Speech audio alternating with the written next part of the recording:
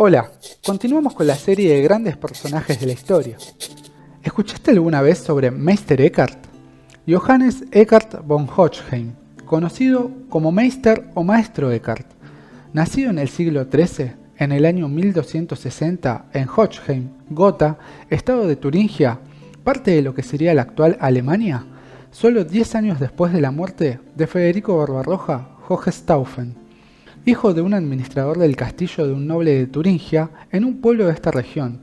En fecha que no es posible precisar, Meister Eckhart, en su juventud, ingresó en el convento de los dominicanos de Erfurt y allí siguió sus primeros estudios, recorriendo sin dudas este largo camino, ya común para los novicios de la época. Eckhart se inició en latín, lógica aristotélica, retórica y dedicó 2 años al oficio divino y las constituciones de su orden, para luego consagrarle muchos años a la filosofía y otros muchos a la filosofía primera, la teología y metafísica. Su pensamiento, de gran relevancia en el ámbito de la filosofía medieval, estuvo influido principalmente por el neoplatonismo de Plotino. Entre los autores a los que valora especialmente, el filósofo medieval Maimónides juega un papel destacado junto al difunto padre de la iglesia antigua gnóstica, Agustín de Hipona.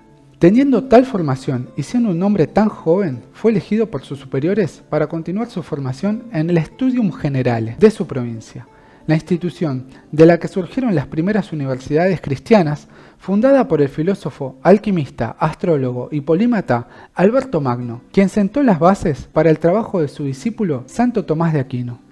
Llegando a un acuerdo con Hohenstaufen, Federico Barbarroja, años atrás se emitió la Constitución Imperial llamada Auténtica Habita, para dar derechos a los estudiantes y profesores de cualquier nacionalidad, reconociendo el valor universal de conceptos tales como el amor por el saber y peregrinación por causa de estudios. No nos confundamos, estamos hablando de la muy reconocida época oscurantista, donde el conocimiento científico-religioso de cualquier índole llevado a la población estaba prohibido y se pagaba con la muerte.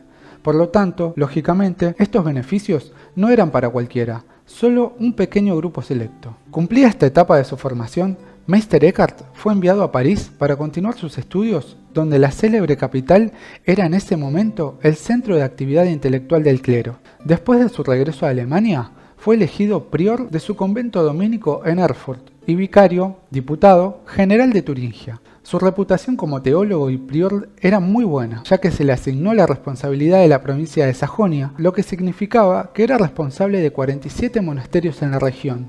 En mayo de 1311, Eckhart fue invitado nuevamente a enseñar en París, puesto que le dio el título de maestro. Se hizo conocido como un maestro poderoso y estimulante. Sus sermones y escritos contenían un elemento místico que no se mencionaba en las enseñanzas bíblicas y eclesiásticas tradicionales. Eckhart también tenía la capacidad de simplificar y hablar en un lenguaje simple que atraería a la gente común. Esto aumentó su popularidad personal y se dijo que sus sermones fueron muy concurridos. La preocupación principal de Eckhart era la difusión de principios para una práctica de vida espiritual coherente en la vida cotidiana sin intermediarios, y así poder llegar a cualquiera que estuviera interesado en una conexión más profunda y verdadera con Dios. Sus declaraciones poco convencionales, a veces provocadoras, y su aguda contradicción con las creencias generalizadas en ese momento causaron revuelo y llamados de atención. Pero, ¿qué hacía Eckhart para captar la atención de los interesados y los no interesados? La filosofía de Eckhart se enfatiza en la divinidad del hombre sin necesidad de intermediarios para poder lograr una unión con Dios. Con frecuencia se refirió a la conexión espiritual entre el alma y Dios. Nombraba el alma con metáforas como luz, chispas, gotas, rayo de la gloria de Dios o castillo. Para las personas, decía Eckhart, el alma es una fortaleza indomable, pero Dios puede penetrar en el alma como un rayo de luz o como una chispa. Uno de sus proverbios más famosos es: el ojo con el que veo a Dios es el mismo ojo con el que Dios me ve a mí. Mi ojo y el ojo de Dios son un ojo y una vista, un conocimiento y un amor. Esto recuerda a Jesucristo cuando dice: el Padre y yo somos uno. También se usó para ilustrar cómo la filosofía de Eckhart estaba en línea con el misticismo oriental, que enfatiza la cercanía de Dios. Eckhart fue considerado un precursor del misticismo alemán o misticismo cristiano, porque enseñó lo importante que es calmar la mente para estar receptivo a la presencia de lo superior. Todas las cosas son posibles, dice Eckhart, para una mente tranquila. ¿Qué es una mente tranquila? es una mente en la que nada pesa, nada preocupa y que está libre de ataduras, completamente fundida en la voluntad de lo superior y muerta a sí misma. Eckhart también enseñó la importancia del desapego. Como otras enseñanzas místicas, Eckhart creía que el trabajo de un buscador era separar la mente de las distracciones terrenales como el deseo. El desinterés inmóvil hace que el humano se funda con lo superior. Estar lleno de cosas es estar libre de Dios. Estar vacío de cosas es estar lleno de Dios. Siendo un místico, Eckhart defendía el servicio desinteresado en el mundo para superar el egoísmo. Pero este camino, esta forma de dejarse llevar y de interiorizarse, no significaba para él hostilidad hacia la vida ni escape del mundo. Con sus obras alemanas, Eckhart se dirige expresamente a los que desconocen muchos conocimientos en particular. Rechaza la idea de una verdad que solo es accesible en latín y con educación teológica y que debe ocultarse al pueblo. Él cree que las doctrinas más sublimes también deben predicarse al público en general, porque los que no saben son los que más necesitan instrucción.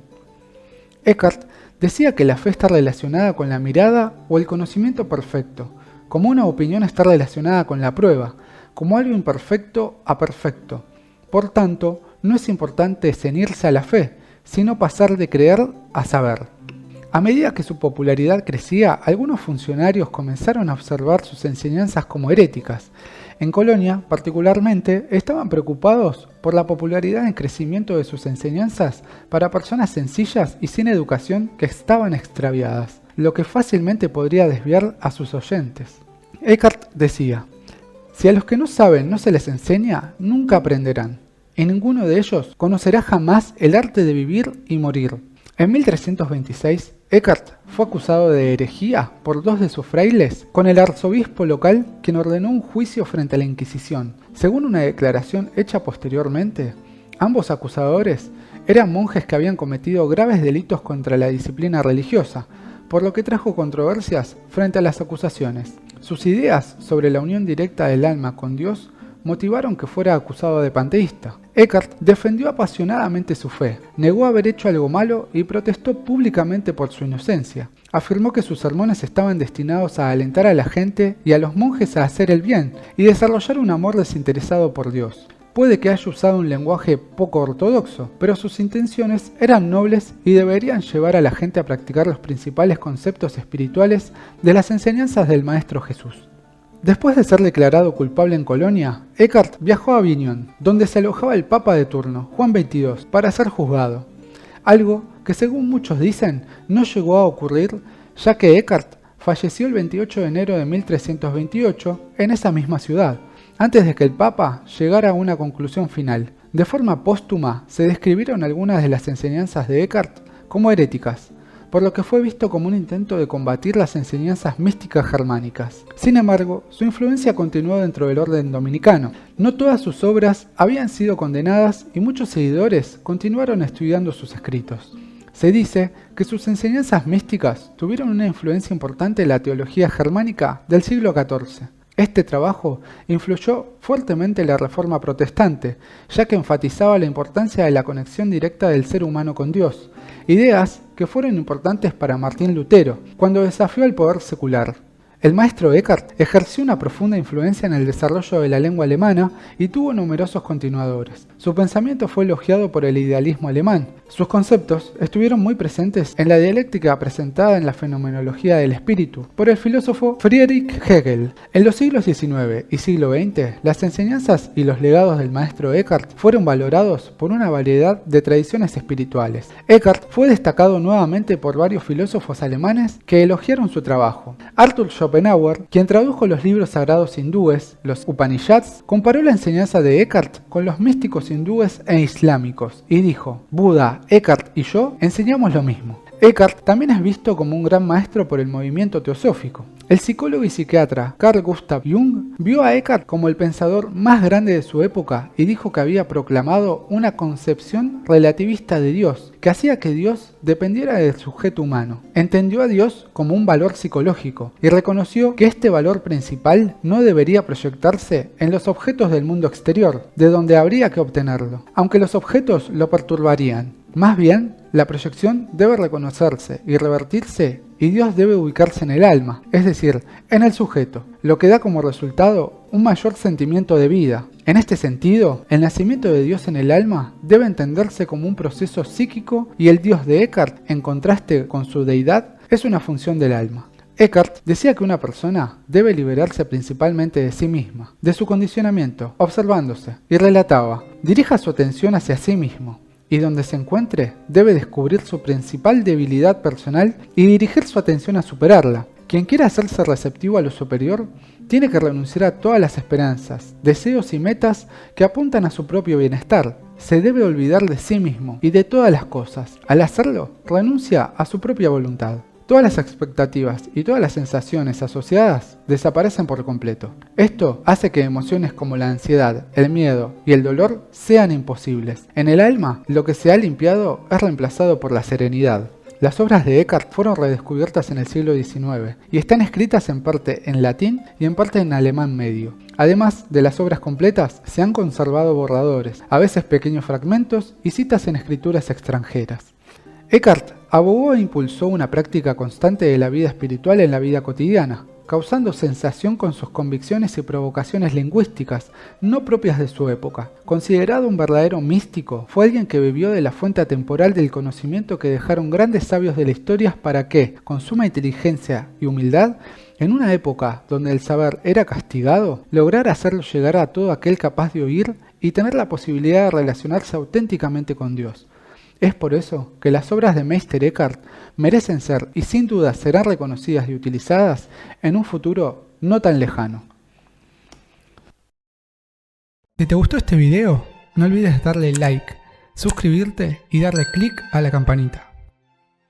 Continuaremos con la serie de personajes importantes que hacen nuestra vida y nuestra historia. Les dejamos la invitación a nuestros cursos de psicoterapia de Carl Gustav Jung, el cuarto camino de George Ivanovich Gurdjieff y el budismo. Una guía y orientación completa y práctica para tu vida. Los saludamos desde la Escuela de Filosofía y Psicología Aztlán.